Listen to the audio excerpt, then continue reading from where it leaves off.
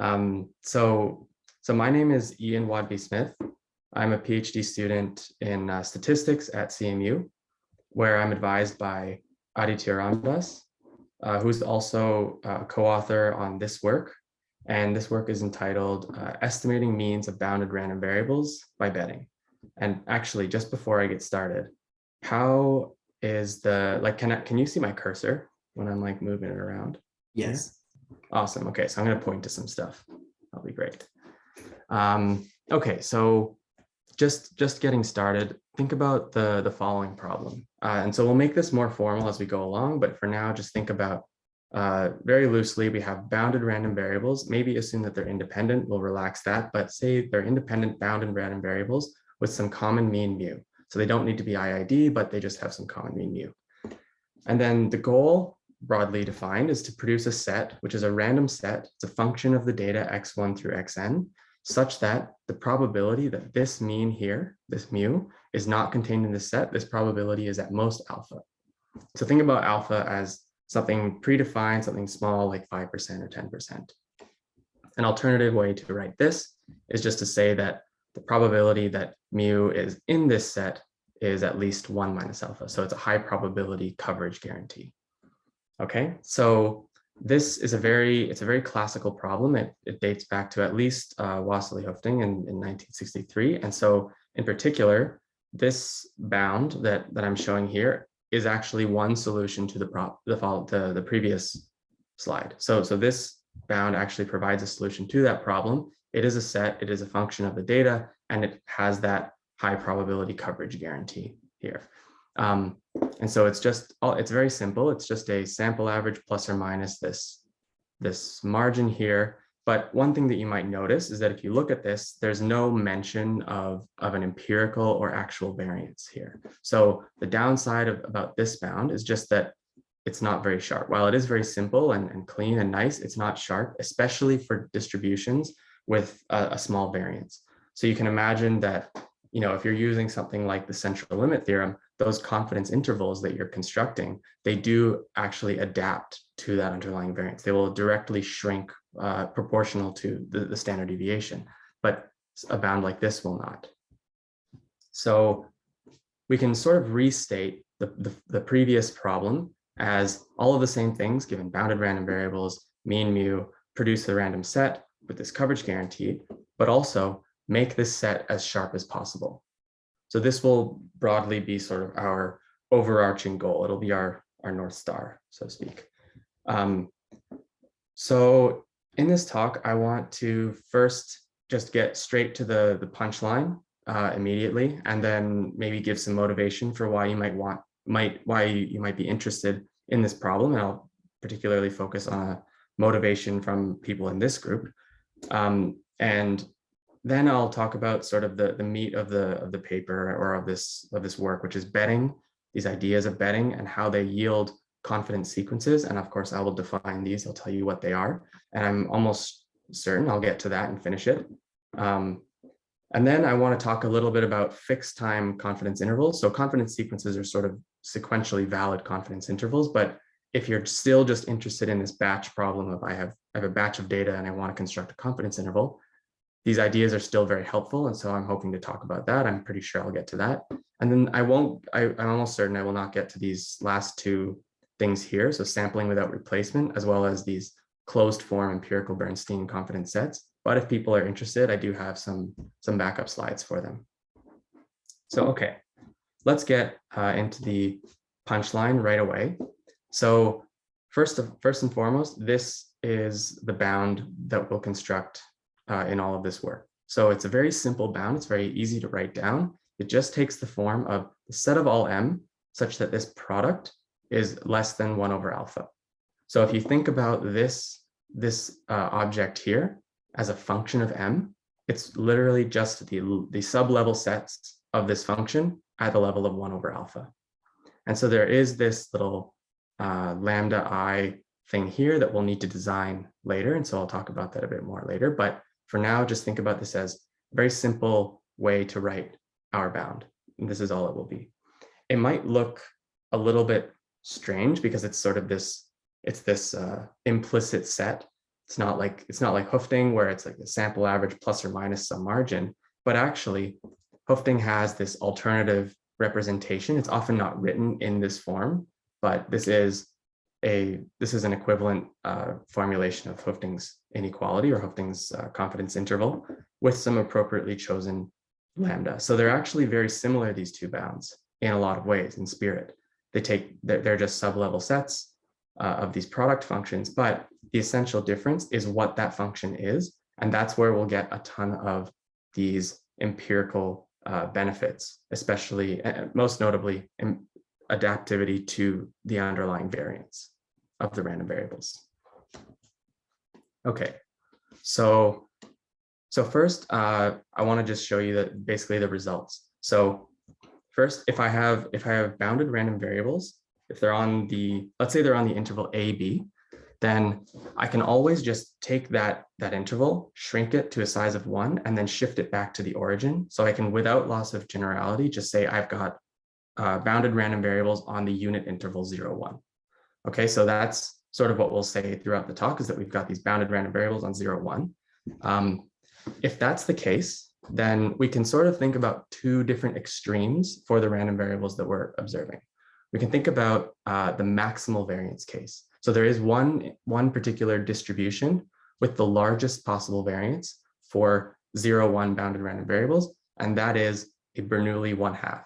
So that's what you're seeing up on the top here. This is the histogram basically of a Bernoulli 1/2. And so here, the largest variance that is possible is 1/4. And then on the bottom here, we're seeing another distribution with the same bounds of 0, 1, but it's a beta distribution. It's continuous. It's much more concentrated around 0.25 here, and it has a much smaller variance of 0.0046. So we're just going to think about these two extreme scenarios. In the maximal variance scenario, Hoeffding's inequality is already reasonably tight, and it's nearly optimal in some vague sense, but I'll talk about that a bit more later. But basically, it's already quite effective. And so I'll actually just show you where Hoeffding and our bound lie on these. So if I zoom in on this plot here, this is a bunch of different confidence intervals that you might find in the literature. But here, what I'm showing you are, so on the vertical axis, we have the actual confidence intervals, and then on the horizontal axis, the sample size. So narrower is essentially better here. And what you'll notice is that Hoeffding is already quite good. It's outperforming a lot of these different bounds, but ours is either matching or beating out Hoeffding, at least just a little bit. Okay, and so it'll be clear a bit later why we're able to actually improve on Hoeffding, even though Hoeffding's already quite effective in this scenario. But for now, just think about it as like essentially matching Hoeffding. And here, Ian, I guess, is your bound a confidence sequence? No, this is a confidence interval. Gotcha. So I haven't talked about confidence sequences yet, but this is essentially, I'll talk about confidence sequences and then we'll bring it back to confidence intervals. And those confidence intervals that I'll talk about are exactly this one that I'm writing down here. Yeah. And then things change quite a bit in the low variance regime, where we have, so Hoeffding basically does not adapt to the underlying variance. It has the same width, right? Because remember that width did not change depending on an empirical or actual variance, while our bound greatly adapts to not only the underlying variance, but the asymmetry of the distribution. Hoeffding is always a symmetric confidence interval, whereas ours is actually asymmetric, and it's able to, like, the lower confidence interval here is tighter than the upper confidence interval because this distribution is concentrated near 0. So these are nice little adaptive properties. Okay, so that's sort of the punchline. Now let me give you some motivation, because unless you live and breathe confidence intervals and p-values and hypothesis tests, it might not be so obvious. Why is this problem interesting? Why would we want to spend so much time thinking about bounded random variables and constructing confidence intervals for means? So I'll actually talk about this very nice work by Stephen Bates, Anastasios Angelopoulos, Li Hualei, and I guess their advisors, Jitendra Malik and Mike Jordan. So they have this very nice paper where the goal is essentially to produce prediction sets for basically image valued observations. So here in this particular example, they have prediction sets for tumors. And so what you're seeing here are the white region here is a predicted tumor region, and the black area is a predicted non-tumor. And you can notice that there's sort of this region just outlining the white predicted tumor region, and that is an uncertainty set, right? So so these uncertainty sets, they essentially are prediction sets with some conformal guarantees. But what they need to do in this problem is control the risk at some level. And one of the ways that they are able to do this is by using a concentration inequality for bounded random variables. And in this particular problem, the sharper those confidence intervals or those concentration inequalities are, the sharper those prediction sets are. And so in this case, it's very clinically relevant to have like more certainty about where these tumors are lying. It's very clinically relevant to have a sharp confidence interval. So this is one reason why you might want to care not only about how to construct these confidence intervals, but why you would want them to be as sharp as possible. So there are many other potential applications here, but I just wanted to focus on this one because I think it's very relevant to people on this call. Okay, so that's sort of the punchline and motivation. Now let me talk about these ideas of betting and confidence sequences. So here's the formal setup of this problem. Well, imagine that we observe random variables x1, x2, x3, and so on. And notice that I'm not saying x1 through xn. So there isn't necessarily a batch of data. We're sort of relaxing that assumption that we could just have random variables being drawn forever. But if it makes more sense, just think about this as being x1 through xn. We'll assume that these random variables are bounded in 0, 1 with probability 1. Remember, we can make that assumption without loss of generality. And what we'll really require is that these have conditional mean mu. And the thing that we're conditioning on are the previous t minus 1 observations. So this is a weaker assumption than saying that it just has mean mu, because this is a conditional statement. So you'll also have this marginally. But what this is essentially just saying is that if I'm observing x1, x2, x3, and then I look at time t, what I'm requiring is that xt, conditional on everything that has been observed previously, has mean mu. And so this includes the familiar special case of just observing bounded random variables IID from some common distribution with some common mean. So you can think about that as a familiar special case, but just know that all the results that follow hold under this more general setup. And so here's one way that we'll actually be able to construct these confidence sequences. We'll think about this sort of betting intuition, and it will be sort of a guiding principle for how to think about this problem, but the guarantees will all come from martingale theory, and it'll be very clear as to where these things come from. But first, let's just think about this intuitive setup. So consider a candidate mean m. So if we think about all the possible means, they could lie between 0 and 1. And you can think about us choosing an m as thinking, is this a plausible value of the mean? So we're just fixing this and considering it for now. It may or may not be the actual mean. And so here's basically the game. We have this gambler here. They start with, say, $1. And then for each time t, from 1, 2, 3, and so on, the gambler chooses a bet. And so don't worry too much about what form this bet takes for now. Just think about this as it's a number between -1/1 minus m and 1/m. And the only constraint is that it lies in this interval and it can only depend on the past. Okay, and so then we'll observe this bounded random variable, xt. And then here's the essential step of this game. Here's the essential step of this protocol. Their capital at time t is going to be updated in the following way. Take their previous capital, add on their previous capital times their bet. So this is something they choose times xt minus m.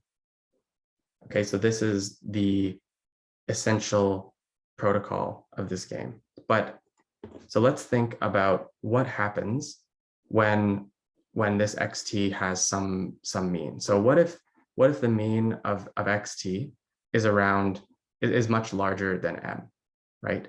Then in expectation, this term here will be positive. And therefore, the gambler has the ability to choose a bet that's between a negative number and a positive number. There'll always, it depends, the exact range will depend on m, but they will always have negative and positive values that they can choose in this game. And but if this quantity here is positive in expectation, then they'll want to choose a positive value of lambda t, because then that would basically mean that their capital is going up. In this game, the gambler basically just wants to make as much money as possible, right? Now, if the mean of xt is smaller than m, or much smaller than m, then this term will be negative in expectation. And therefore, the gambler will not want to choose a positive value of lambda t. They'll want to choose a negative value so that this entire term becomes positive, and then their capital will be rising in expectation. So that's what happens when mu is not equal to m. But what if mu is actually equal to m? Then things become much more mathematical and interesting. So then in that case, this capital process, basically their wealth process as they're playing this game over time, it forms a non-negative martingale starting at 1. Okay, so the non-negativity comes from the fact that this lambda t is constrained to lie in this interval. Basically what this means is that no matter how they bet, as long as they follow these rules, they can't lose all of their money and more. They can definitely go to 0. They can eventually lose all of their money and potentially get very rich, but they'll never have to sort of borrow money. They can never have negative capital.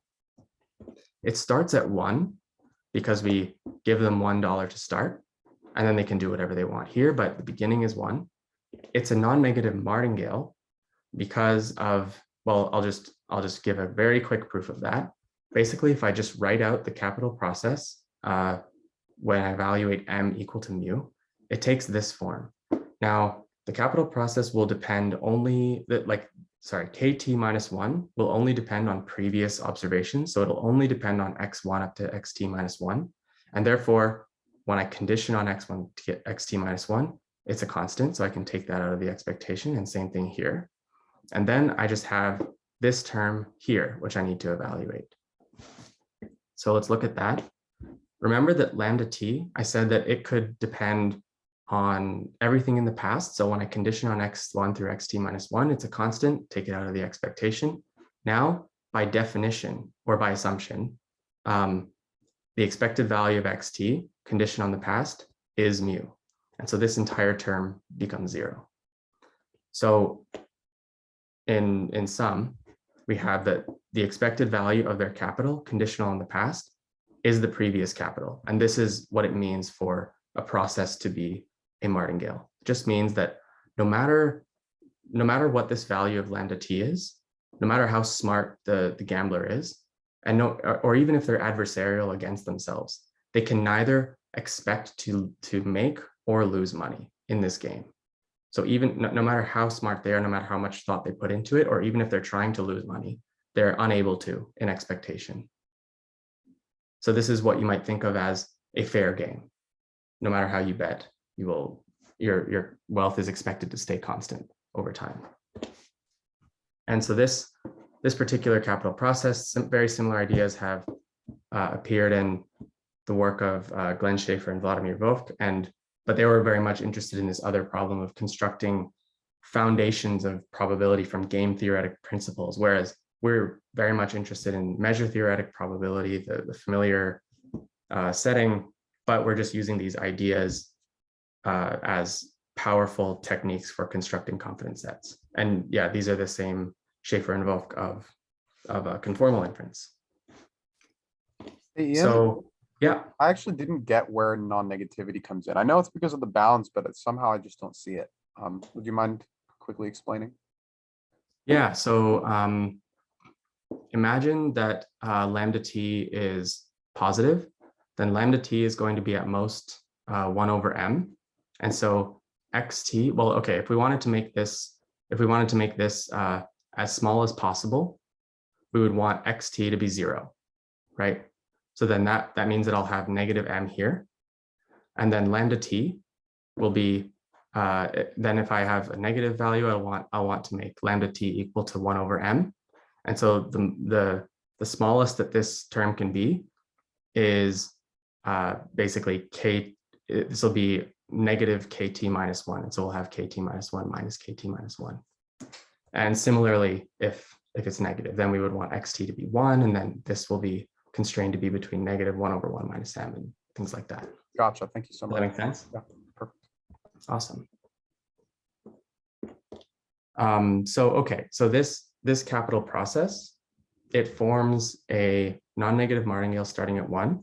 I want to show you what these things look like. So this is just me sort of simulating 100 different runs of these non-negative martingales from the previous game. And so what you'll notice is that indeed they start at around 1, and they might jump up and down, and they'll typically be quite low, but every now and then these wealth processes, they do jump up. This will happen with some probability, but in expectation, these things are actually constant. But in particular, you'll notice it's unlikely for these wealth processes or these non-negative martingales to get very large. Like, let's say if you drew a line at 10, you notice a very small fraction of any of these runs actually were able to make to go above 10. In other words, the gambler was unable to make much money or to make more than $10 in those games.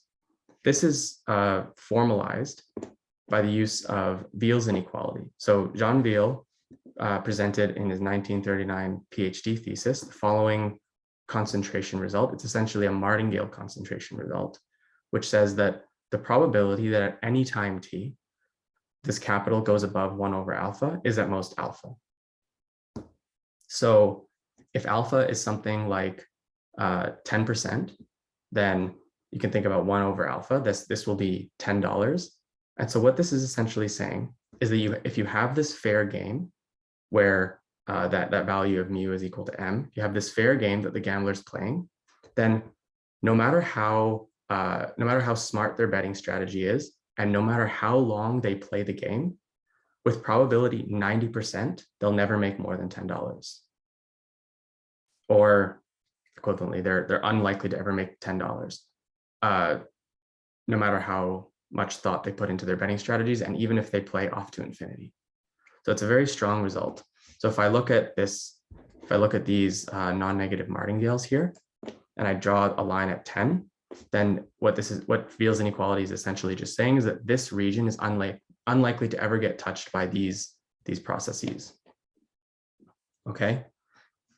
And if I were to draw a vertical line sort of at around, let's say 2000, then this concentration result saying that a process is unlikely to end up above this line at this specific point in time, this is exactly Markov's inequality. So Wield's inequality is it's essentially a time uniform martingale extension of Markov's inequality, but it's not like it's at a different level. It's not at 2 alpha by, or sorry, it's not at like 2 by alpha or 1 over alpha 2. Like it really is just a martingale extension at the same level, almost for free. But of course, Markov's inequality is a more general statement, which is about non-negative random variables. And of course, all non-negative martingales are also non-negative random variables. But yeah, so Wield's inequality is it's a much stronger statement when you have this additional martingale structure. And maybe I'll discuss in the next slide is that a lot of concentration results which rely on Markov's inequality actually could have used Wield's inequality because there is an underlying non-negative martingale that just wasn't perhaps obvious at the time. So if we were to look at, remember I wrote down Hoeffding's inequality in sort of in this fashion. This was sort of the sub-level set representation of Hoeffding's inequality. This, if I look at this product as a process, which is just this product of this exponential thing here, this forms a non-negative supermartingale starting at 1.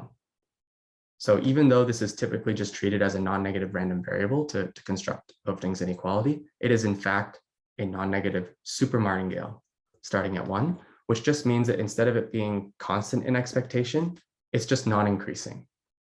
So in the previous game, we said, remember, no matter how smart or how adversarial the gambler is against themselves, they can't expect to make or lose money.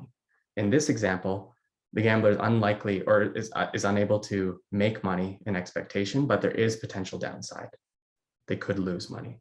So you can think about this as an unfair game, whereas the other game could be thought of as fair. And so if I draw these wealth processes over time, you'll notice that the capital process, even though it's unlikely to go above 10, for example, it still does every now and then, while this in orange here, this is this Hoeffding process. Even though I might say that this is unlikely to go above 10, that's very much a conservative statement, right? Saying that this process is unlikely to go above 10 with maybe probability less than or equal to 10%. It looks like this is actually much smaller than 10% for the Hoeffding process because of it being a supermartingale rather than a martingale.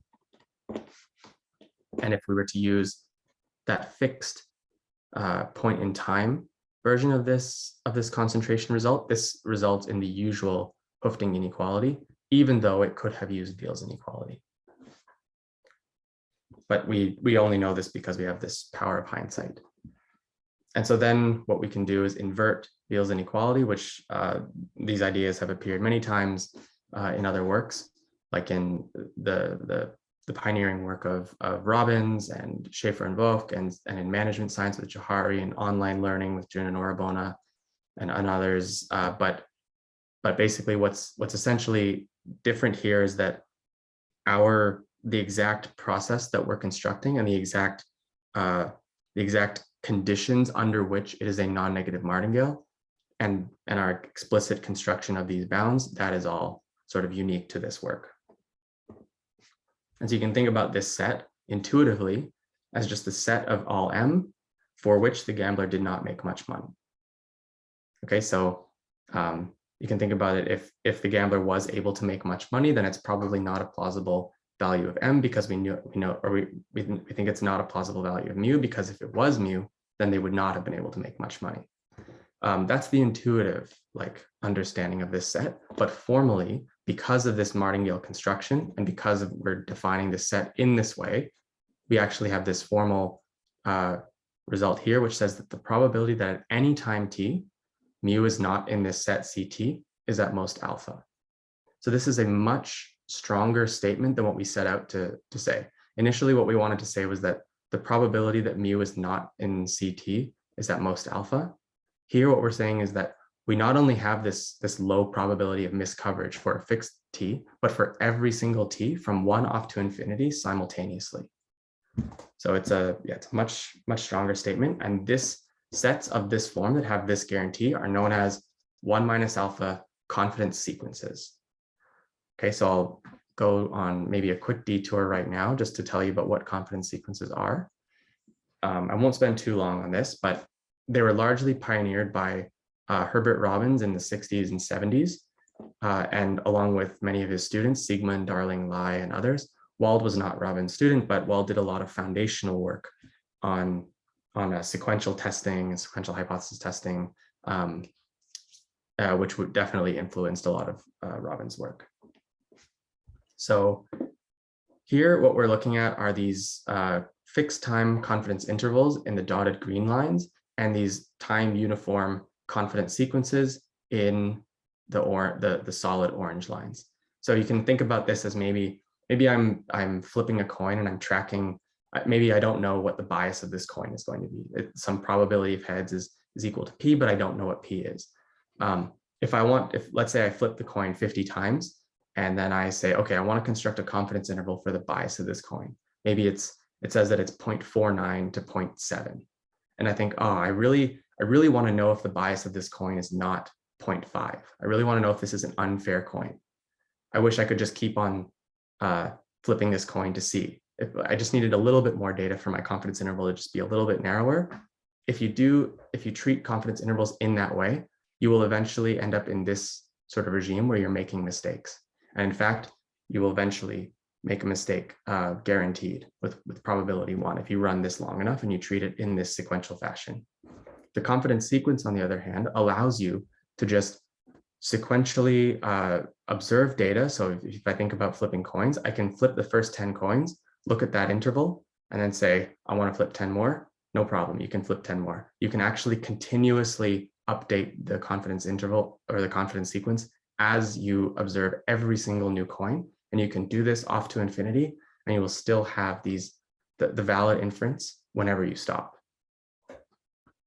So in contrast, with these two, the confidence interval miscovers it many times. The confidence sequence covers this true value of 0.4 uniformly throughout time.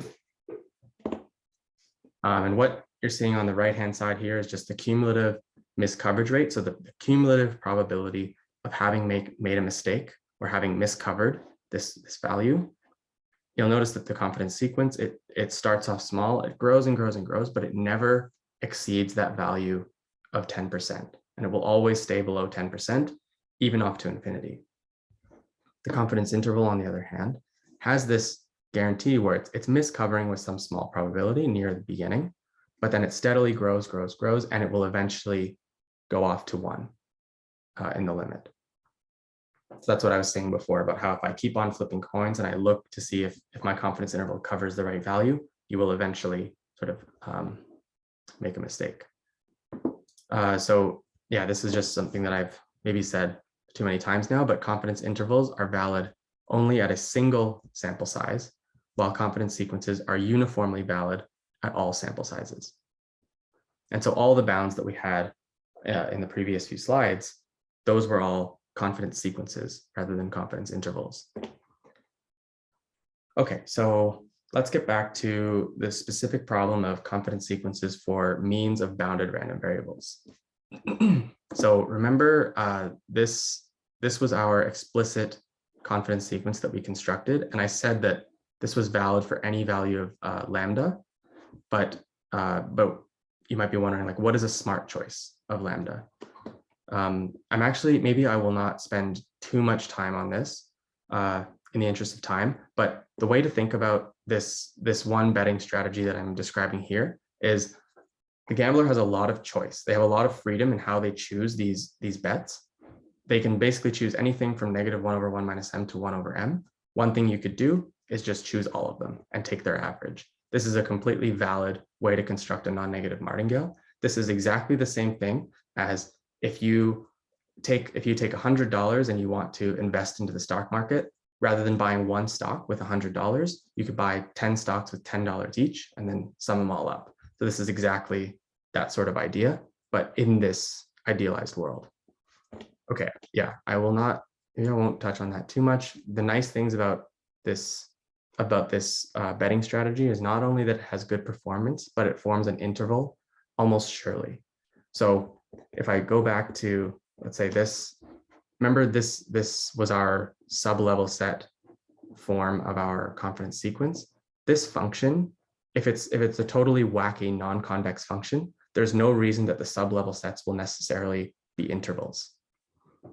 It's hard to come up with examples where these do not become intervals, but it is possible, and we can construct some wacky examples. But the nice thing about this betting strategy in particular is that it forms an interval almost surely. And in the paper, we have a ton of other betting strategies like Kelly betting, close approximations to it, and many others, but I won't talk about those today. Let me just show you what these confidence sequences look like in practice. So remember, we have these two regimes, the maximal variance regime where Hoeffding is already quite tight, and then the low variance regime where we can hopefully outperform Hoeffding and these other bounds quite a bit. So here we're seeing that this H.G. Kelly thing that I described, it's either matching or exceeding Hoeffding in many, basically uniformly.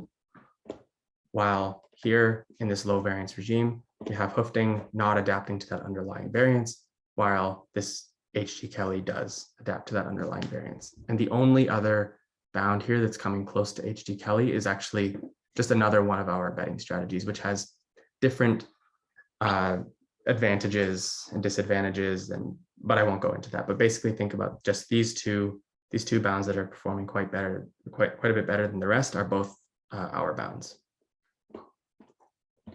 Okay, so to recap so far, we formally set up this problem and described this betting game, this intuitive betting game, but showed how formally this game yields confidence sequences immediately. And so now I just want to talk maybe a little bit about these fixed time confidence intervals. If you're not really interested in that, or if your problem doesn't demand that you study this sequential problem, can we still use these ideas to get very effective fixed time confidence intervals? I'll show you why the answer to that is Can I jump in before and ask a question about the betting? Yeah, absolutely. So just going back to that lambda parameter. Sorry, so roughly speaking, okay, so it's not a good idea just to sort of like max out the bet every time. So just like, why is that? Why would that be kind of like a bad strategy? So just to go say always 1 over m or minus 1 over 1 minus m. You can think about that as being very effective if you're right and really ineffective if you're wrong. So for example, if you're really certain that the next outcome is going to be a 1, so then you might want to bet, I guess you'd want to bet 1 over m. Then if you're right, yeah, you'll make a bunch of money. But if you're wrong, you could potentially lose almost all of it. Okay, so it's about the variance. You might not, okay, so the outcome's not always going to be at the edges. No, it doesn't need to be, right? If I have it could be if it's Bernoulli, but yeah, if it's beta or something else, then it could be more concentrated. Okay, so even if I get the mean right, if it kind of has variance and I went all in on round 1, I can just totally lose out. Yeah, it absolutely depends on not just the variance, but also on the exact on the exact distribution. So for example, if you knew that you were observing Bernoulli's, you knew that it was always a Bernoulli outcome, then there are ways to have basically a sub-Bernoulli. So if you think about Hoeffding's inequality as sub-Gaussian, there are sub-Bernoulli concentration inequalities actually developed by Hoeffding in the same paper where he presented Hoeffding's inequality, but people normally just associate Hoeffding's inequality with that sub-Gaussian bound, but there are sub-Bernoulli bounds, and those totally adapt to the underlying variance as well. But that's only if the outcomes are exactly Bernoulli. Once things become a little bit more complicated, and maybe it's like a mixture of a discrete and a continuous distribution or something like that, then it won't necessarily adapt. It can only adapt to the mean of a Bernoulli. Whereas here, what we're trying to do is not only adapt to whether the mean is close to 0 or 1, but also just how concentrated it is around its mean. Yeah. Thanks a lot. Nice. Okay. Yeah. Great questions. So that was all this stuff about confidence sequences. Now let me briefly tell you about the problem of constructing confidence intervals using these techniques. So clearly this guarantee that we have is much stronger. So if we have a confidence sequence, then if I just instantiate it for a fixed point in time, that's also a confidence interval for any fixed sample size n, right? And so here's a picture of that. If I just wanted to look at these confidence intervals at these 2 times here, then even though what I've drawn behind here are these completely valid confidence sequences, at those fixed times t, I get a confidence interval for free, essentially. So this is one way to think about how to go from confidence sequences to confidence intervals, but it'll be a little bit more subtle than that, because we'll construct we'll still construct these bounds in the same way. But remember, these confidence sequences, they have this time uniform guarantee. And you might be thinking, well, if I have validity from time 1 off to infinity, must I be losing something at that fixed time? Because I really only care about n. Like maybe I don't care about validity near 1 or infinity.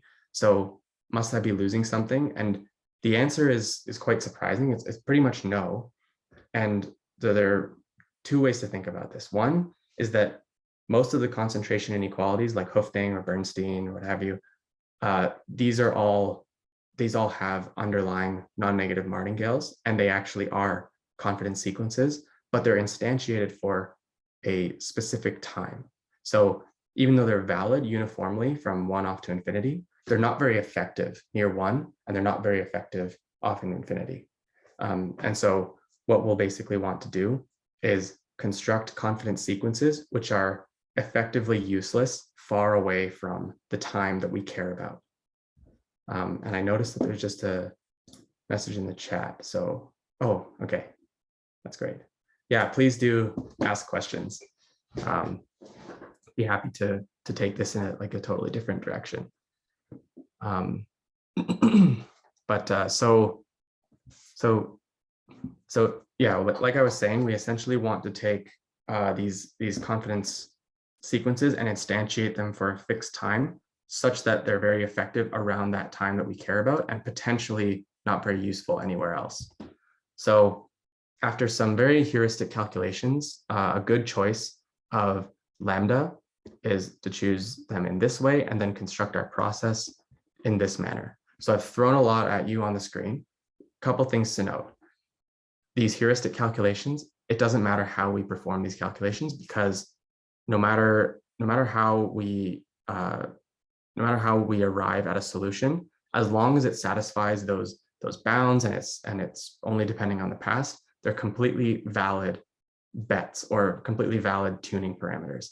The reason we perform heuristic calculations is to hopefully get power under the alternative. Okay, so, and the only reason this is a max instead of a sum is just because of some quasi-convexity technicalities that I won't go into. But the important takeaways here is that we have these tuning parameters, which we are instantiating at a fixed time n. So n is in this tuning parameter, but it's also still a sequence of tuning parameters, and they depend on the data. They're depending on this empirical variance. So these are data-dependent tuning parameters, and we never had to resort to sample splitting. We're using the same data to construct tuning parameters, as the same data that's being used for the tuning parameters is being used for constructing statistics.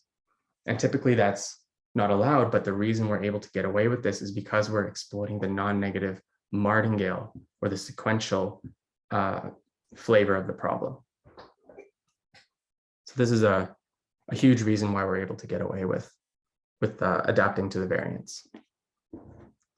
So basically, given that process that I wrote on the previous slide, this set here is a sharp confidence interval from you. I'll show you how sharp in a few slides, but first, there's one other modification we can make to get strictly tighter confidence intervals, basically for free. So, and the explanation is, I'll make this really short, and it's quite simple, but basically if I have a confidence sequence, then the intersection, the running intersection of my confidence sequence is also a confidence sequence, and it's a strictly tighter one. So if I just look at the green lines here, these are, or the dashed green lines, these are confidence sequences. They uniformly capture this value of 0.5 in this example, and therefore so does its running intersection. If I'm capturing this value by every single confidence sequence, then certainly I must capture it in this intersection. They don't look too different, but if I instantiate this for a specific time, let's say 100, and I look at so here what you're seeing are the confidence sequence widths. You'll notice that here I've gotten a confidence interval. at this specific time, which is strictly tighter than what I would have had if I didn't take an intersection. So we just got a strict improvement over the thing that I wrote on the previous slide for free. There were no additional assumptions that had to be made. We didn't lose anything by doing this.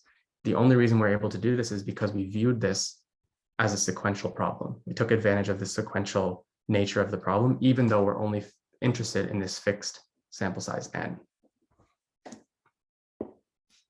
And so here are basically the same plots that I showed on the first couple of slides, but now that bound that I wrote is that running intersection that I just had on the previous slide. So you'll notice that this is why we're able to not only match Hoeffding, but also improve on it, because Hoeffding's inequality actually was a confidence sequence underlying it. There was a non-negative martingale or a non-negative supermartingale, and it could have taken a running intersection, but because it was not treated as such, there was no intersection taken. So that's why we're not only able to match, but also outperform Hoeffding in this maximal variance regime, where Hoeffding is already quite effective. And then same story as before, Hoeffding does not adapt to that underlying variance, whereas this set of confidence intervals does. So I have maybe a quick question here, Ian. So the choice of lambda that you gave us, this sort of heuristic choice, kind of looked like something that you might get out of empirical Bernstein. And empirical Bernstein also gets variance adaptive stuff, but I guess is the main improvement that you get over something like empirical Bernstein in the sample splitting that you need to estimate the standard deviation or whatever? That's a great question. So yes and no. So there are two. So in this paper, so everything I've shown you so far have been these martingale-based product sort of these product constructions where I have like this 1 plus lambda x minus m. These bounds are not closed form. They're very simple to compute. Like I can compute a long confidence sequence in under a second. It's not a difficult thing to compute, but they're not closed form. We also developed these empirical Bernstein confidence intervals and confidence sequences, which themselves, like you said, they are able to get away without sample splitting or taking a union bound. And therefore, they're actually able to greatly outperform other empirical Bernstein confidence sets. So we not only have like these product martingales, we also have empirical Bernstein super martingales. And I do have backup slides for that if we want to discuss them. But I think there's two reasons this bound that I'm showing you right here. Oh, right, sorry. This here, I should have noticed this. I have this on the slide. So this is the empirical Bernstein confidence interval that we developed.